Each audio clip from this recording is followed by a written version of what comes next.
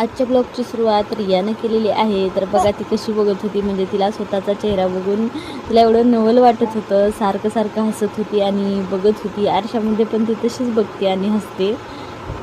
त्यानंतर मग ह्या दोघांचं पार्सल आलेलं होतं. तर हे पार्सल मी मिशोवरून मागवलं होतं. दोघांचंही आम्हाला आंब्याचं फोटोशूट करायचं आहे, त्यामुळे मी हे ड्रेस मागवले होते. रियाला व्हाईट कलरचा फ्रॉक मागवलेला आहे आणि दादूलाही हा ड्रेस मागवलेला आहे. बाहेर खूप जास्त पाऊस पडत होता, तर त्यामुळं सगळ्यांना काहीतरी खाण्याची इच्छा झाली होती. पण काय करावं हे माझ्या काही लक्षात येत नव्हतं. तर अचानक लक्षात आलं की कालचं इडलीचं पीठ राहिलेलं आहे.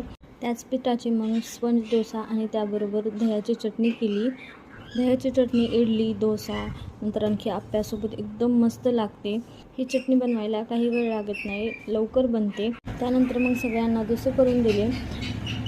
आंब्याचं सीझन संपत आलं तरी पण आमचे काही त्या दोघांचे फोटो काढणं झाले नाही. आज काढूया उद्या काढूया ह्याच्यावरतीच गेलं. तर फायनली आज म्हणलं की त्या दोघांचेही आंब्याचं फोटोशूट करून घेऊया. सगळ्यांचं खाणं झाल्याच्यानंतर मग दोघांचं मस्त असं फोटोशूट करून घेतलं. त्यांच्या दोघांचं फोटोशूट कसं झालेलं आहे तर या व्हिडिओमध्ये मी काय ते कारण की ते व्हिडिओ एडिट करणं झालं नाही, तर त्यामुळं टाकलेलं नाही. त्या नेक्स्ट व्हिडिओ मी अपलोड करणार आहे ते मग.